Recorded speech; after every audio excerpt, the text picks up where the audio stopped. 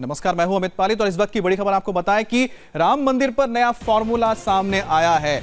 Shia Waqf board ने कहा है कि अयोध्या की विवादित जमीन पर भगवान राम का मंदिर बने। बोर्ड ने इस मामले पर सुप्रीम कोर्ट में हलफनामा दायर करके ये बताया है कि शिया वक्फ बोर्ड अपने हलफनामे में उसने क्या कहा, यह भी आपको बताते हैं। विवादित जमीन पर आसपास मंदिर और मस्जिद बनाए जाने से रोज झगड़े होंगे। ऐसे में विवादित जमीन से थोड़ी दूर पर मुस्लिम बहुल इलाके में मस्जिद बनाया जाए। तो ये बड़ी खबर आ रही है सुप्रीम कोर्ट से, जहां पर आपको बता दें शिया वक्फ बोर्ड ने हलफनामा दिया है जिसमें यह कहा गया है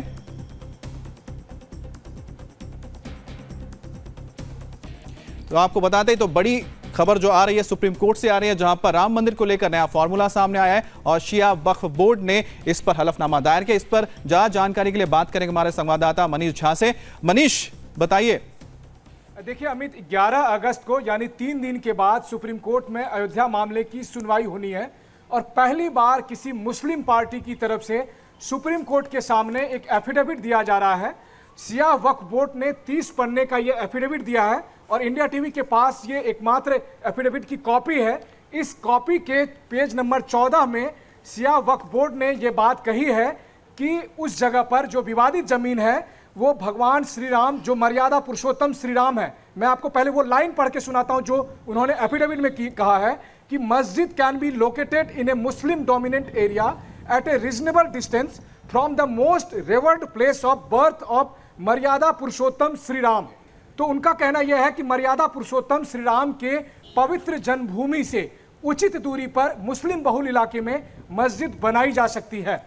साथ ही उनका कहना यह है कि इस मामले में सुन्नी वक्फ बोर्ड की बात नहीं सुनी जाए, क्योंकि यूपी के जो सुन्नी वक्फ बोर्ड हैं उनमें ज्यादातर लोग कट्टरपंथी विचारधारा के हैं, जो शांति पसंद नहीं है, अमन पसंद नहीं है और अमन कायम रखने के लिए यह जरूरी है कि वहां विवादित जमीन पर भगवान श्री राम का मंदिर बने और वहीं से उचित दूरी पर मुस्लिम बहुल इलाके में मस्जिद बनाई जाए और जिसका खर्च राज्य सरकार और केंद्र सरकार उठाए, मस्जिद बनाने का खर्च। उनकी दलील यह है कि 1946 तक वो प्रॉपर्टी उनके निगरानी में था और 1946 में अंग्रेजों ने एक कानून बनाकर शिया वक्फ बोर्ड से बाबरी मस्जिद सुन्नी वक्फ बोर्ड को दे दी गई थी, जो गलत था। और शिया वक्फ बोर्ड ने इस फैसले को भी, जो 1946 का फैसला है, उसको भी सुप्रीम कोर्ट में चुनौती दी।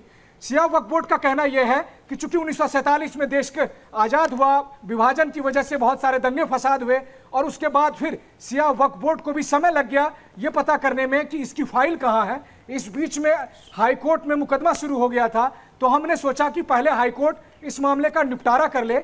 और जब हाई कोर्ट ने यह कहा है कि 2 हिस्सा हिंदुओं को जाए, 1 हिस्सा मुस्लिम को जाए, तो ऐसी स्थिति में अगर वहां आसपास में मंदिर और मस्जिद बनाई गई तो दोनों समुदाय जब लाउड स्पीकर का इस्तेमाल करेंगे तो रोजाना झगड़े होंगे, शांति नहीं रहेगी और इसलिए अच्छा यह होगा कि वहां से थोड़ी दूर में मस्जिद बनाई जाए। साथ ही उन्होंने यह भी कहा कि अगर सुप्रीम कोर्ट मनीष इस पर आपसे पूरा और डिटेल भी जानेंगे, लेकिन फिलहाल जो सबसे बड़ी खबर है मनीष, फिलहाल हम सबसे बड़ी खबर एक बार दर्शकों को बता दें। हमारे साथ तमाम जो हमारे गेस्ट हैं वो भी जुड़ गए हैं। आपको बता दें कि एक्सक्लूसिव खबर है इंडिया टीवी के पास कि जो 11 अगस्त को सुनवाई होने जा रही है राम मंदिर को लेकर सुप्रीम कोर्ट में, वहां पर जो शिया वक्फ बोर्ड है उसने क्या अपना हलफनामा दिया। आपको बताते हलफनामे में क्या कहा गया है। उसमें कहा गया कि विवादित जमीन पर भगवान राम का मंदिर बने। बोर्ड ने इस मामले पर सुप्रीम कोर्ट में हलफनामा दायर कर किए ये बातें कही है कि शिया वक्फ बोर्ड अपने हलफनामे में यह कह रही है कि विवादित जमीन पर आसपास मंदिर और मस्जिद ना बनाया जाए, इससे रोज रोज झगड़े होंगे। तो ऐसे में विवादित जमीन से दूर, थोड़ी दूर जहां पर कि मुस्लिम बहुल इलाका है वहां पर मस्जिद बनाई जाए और राम मंदिर वहां बनाई जाए जहां पर फिलहाल कहा जा रहा है।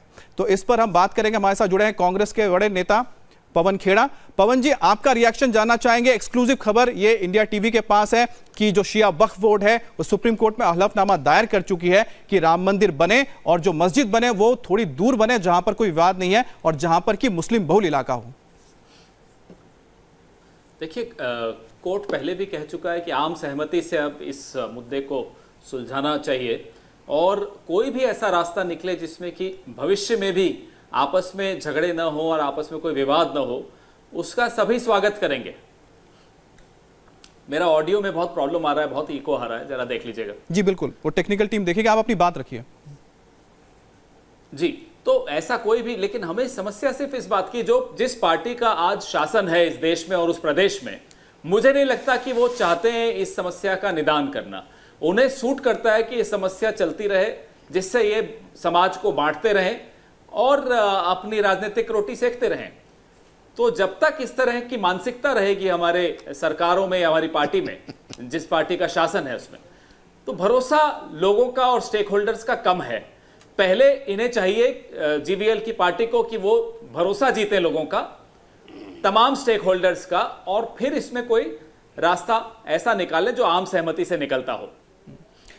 तो पवन खेड़ा जी ने अपनी बात रख दी है। हमारे साथ बीजेपी नेता जीवीएल नरसिम्हा राव भी जुड़ गए हैं। जीवीएल, आपने सुना पवन खेड़ा जी ने कहा, उसका जवाब आप दीजिएगा। जो पार्टी हमारे पार्टी शासन में है, ये सच्चाई है। केंद्र में और राज्य में दोनों स्तरों में हमें बहुत अभूतपूर्व मेजॉरिटी मिला है। इस प्रकार के सांप्रदायिक राजनीति और अल्पसंख्यक वोट बैंक राजनीति कांग्रेस पार्टी दशकों से जो करते आई है, उसी का नतीजा है आज कांग्रेस पार्टी 44 पर पहुंची है केंद्र में, और उत्तर प्रदेश में 6 सीटों तक सिमट गई है। और उनके ही नेता आज खुद अपने पार्टी को कहते हैं हम सुल्तानत आज भी चलाते हैं सुल्तान की तरह। तो आपकी पार्टी की क्या मानसिकता है वोट बैंक राजनीति करने का, और वो पूरे देश की जनता जानती है। हमने राम मंदिर के विषय में हमारे मैनिफेस्टो में हमने विषय जोड़ा है। हम इस प्रकार के जो सुझाव आते हैं, ये शिया वक्फ बोर्ड से जो सुझाव है, मैं मानता हूं सराहनीय है, स्वागत योग्य है, क्योंकि वो भगवान श्री राम की जन्मभूमि है। ये पूरे देश की जनता जानती है, कोर्ट भी जानती है इस बात को। बट लेकिन सुप्रीम कोर्ट के मुख्याधीश ने इस प्रकार का सुझाव दिया था, आप आपसी में इसको सुलझाइए, ये एक अच्छा वातावरण बनेगा। उस दृष्टिकोण से इस प्रकार का सुझाव किया गया, मैं मानता हूं मेरे विचार से बहुत ही स्वागत योग्य है। और यदि बाकी जो इसमें जो डिस्प्यूटेड पार्टीज हैं वो भी इस प्रकार की एक सकारात्मक रुख लेकर के आगे बढ़ेगी, बहुत अच्छा रहेगा, क्योंकि एक शताब्दी से ज्यादा पुराना विषय है। तो इसमें कब तक हम कोर्ट कचहरी में इस प्रकार के मामला चलता रहेगा, अच्छा रहेगा। ये सुझाव मैं मानता हूं सभी दल यदि इसको मानेंगे, सभी डिस्प्यूटेड पार्टीज मानेंगे, मैं समझता हूं देश में एक नया अध्याय भी है। मैं हमारे साथ अशोक वानखेड़े साहब भी जुड़े हुए हैं, उनसे एक सवाल पूछना चाहूंगा। इस पूरे मामले में 3 ही पक्षकार हैं, रामलला, निर्मोही अखाड़ा और सुन्नी वक्फ बोर्ड। अब इसमें शिया वक्फ बोर्ड का आना और ये कहना कि 1946 में उनसे लेकर सुन्नी वक्फ बोर्ड को दे दिया गया था, तो ये मामला तो अब इसको लेके हो जाएगी, आखिर जमीन किसकी है? देखिए, उन्होंने शिया ने जो अफिडेविट दिया है उसके 14वें पन्ने पे, जैसे कि सिर्फ हमारे चैनल के पास ही है वो, तो 14वें पन्ने पे वो सजेशन देते हैं कोर्ट को, एक रिक्वेस्ट करते हैं कि आप ऐसी स्थिति में ये चीज़ें कर सकते हैं। लेकिन बेसिक अफिडेविट ये टाइटल को लेके है। उनका कहना है कि 1946 में ये टाइटल जो है वो बेसिकली उनके पास था, अंग्रेजों ने गलती से सुन्नी बोर्ड को दिया। अब ये बेसिकली शिया और सुन्नी का टाइटल का झगड़ा होगा, उसके बाद जिसके पास मिलता है फिर उसको आगे। अशोक जी, आपको रोकना चाहूंगा, कुछ इन्फॉर्मेशन है हमारे संवाददाता मनीष झा के पास, एक बार सुन लेते हैं फिर वापस आपके पास लौटते हैं। मनीष, अपनी बात बताइए। देखिए अमित, मैं ये कहना चाह रहा हूं कि अयोध्या मामले में 2 दर्जन से अधिक पार्टी है, और सिया वक्फ बोर्ड भी सुन्नी वक्फ बोर्ड के अलावे एक पार्टी है। यानी कि सुप्रीम कोर्ट में सिया वक्फ बोर्ड की भी बात सुनी जाएगी, हाई कोर्ट में भी वो पार्टी थी और सुप्रीम कोर्ट में भी वो पार्टी है। बस अंतर यही है कि सिया वक्फ बोर्ड का ये कहना है कि सुन्नी वक्फ बोर्ड का इस प्रॉपर्टी से, जैसा कि अशोक जी भी सही कह रहे थे, कि चूंकि मसला टाइटल सूट का है, और इसीलिए उनकी बात में एक वजन ये है कि उनका कहना है कि 1946 तक ये हमारे कब्जे में थी, ये बात, इस पर कोई विवाद नहीं है। 1946 के बाद ये सुन्नी को दे दी गई थी, सुन्नी वक्फ बोर्ड के कब्जे में थी, और जब मुकदमा होने लगा था तब सुन्नी वक्फ बोर्ड ने भी हमसे ये कहा था कि एक बार मसला सुलझ जाए फिर हम और आप बात कर लेंगे कि ये किसके पास रहेगी।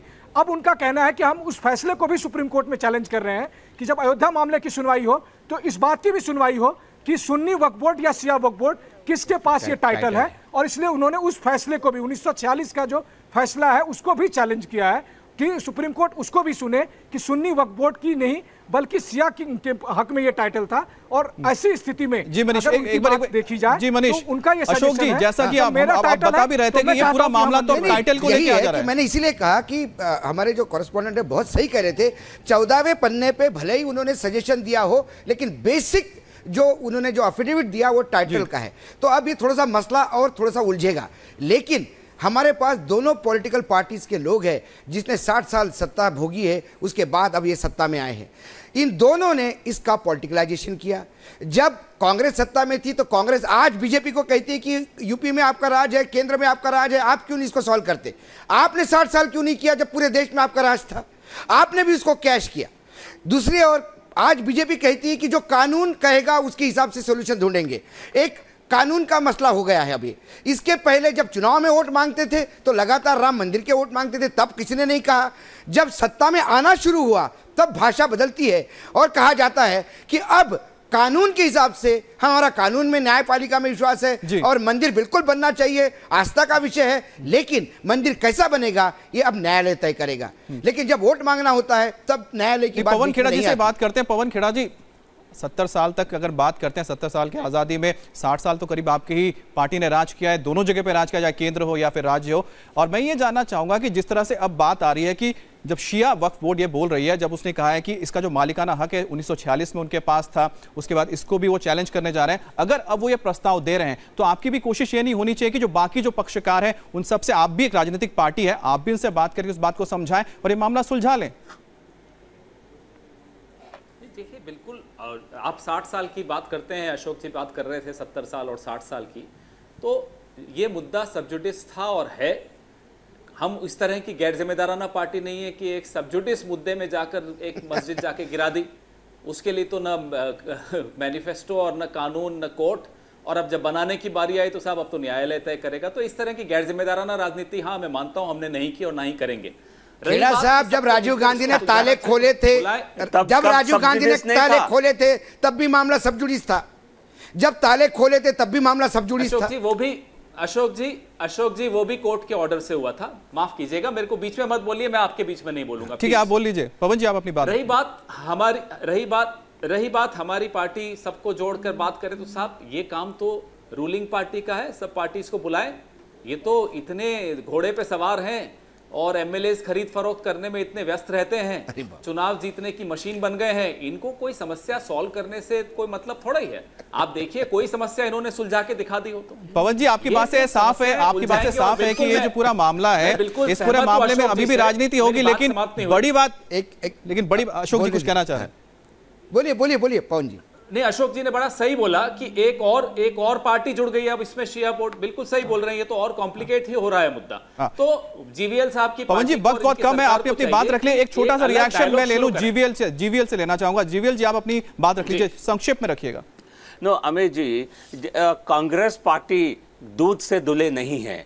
60 साल तक उन्होंने अपीजमेंट की राजनीति किया है, वोट बैंक की राजनीति किया है। जब हमने उनके चेहरे को, इस प्रकार के भयानक चेहरे को जनता के सामने एक्सपोज किया है, तब इनके भाषा में थोड़ा परिवर्तन आया। अब ये सब इनके खुद के नेता एंथनी ने कहा 2014 के हारने के बाद कि हमने बहुत ज्यादा अपीजमेंट किया है, बहुत ज्यादा माइनॉरिटीइज्म किया है, वोट बैंक राजनीति किया है, और नहीं सबको, सारे दुनिया को मिल गई है, आपको नहीं मिलती है, पूरे देश को मिल गया है। और दूसरा, नहीं एंथनी ने खुद कहा है। पवन खेड़ा जी, जीवीएल जी, देखिए ये मुद्दा फिलहाल मुद्दा यहाँ पर ये था कि राम मंदिर का मुद्दा सुलझ जाए, बात इस पर हो रही थी। इस पर एक बड़ी, बहुत बहुत शुक्रिया आप लोग जुड़े। अभी आप इस बात को हम यही रखते हैं, लेकिन बड़ी बात हम दर्शकों को बता दें, जो एक्सक्लूसिव खबर हम आपको बता रहे हैं कि राम मंदिर के मामले में एक नया फॉर्मूला सामने आया है। शिया वक्फ बोर्ड ने हलफनामा दायर किया है सुप्रीम कोर्ट में और यह कहा है कि जो मंदिर है उसी जगह पे बन जाए और मस्जिद जो है वो थोड़ी सी दूर उसी जगह पे बनाया जाए जहां पर कि मुस्लिम बहुल इलाका हो। तो एक रास्ता तो जो शिया वक्फ बोर्ड है वो दिखा रहा है कि ताकि ये मुद्दा सुलझ जाए। लेकिन अब देखना होगा कि जो राजनीतिक पार्टियां हैं और इसके साथ ही जो तमाम पक्षकार हैं इस पूरे मामले पे, क्या वो किसी निष्कर्ष पर पहुंच पाएंगे, किसी बैठकर इस बात को सुलझा पाएंगे कि राम मंदिर भी बने और मस्जिद भी बन जाए और ये मामला खत्म हो और लोग भी आराम से रहे, शांति से रहे और राजनीति खत्म हो जाए इस पूरे मामले पे। आप सबका बहुत बहुत शुक्रिया।